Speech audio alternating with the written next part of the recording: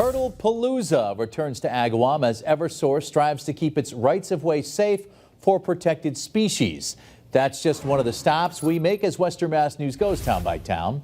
Eversource's annual wildlife protection training program began today. The training takes place in one of the energy company's rights-of-way, a popular nesting site for protected species. That includes the eastern box turtle. During this year's training, Moby the dog right there stopped by to help sniff out the turtles to show the team how to spot them before they begin to work. The energy company keeps undergrowth low beneath the power lines in order to help ensure the safe, reliable delivery of power. And this low growth also creates a perfect breeding ground for turtles, who often lay their eggs at the same time heavy equipment is in use.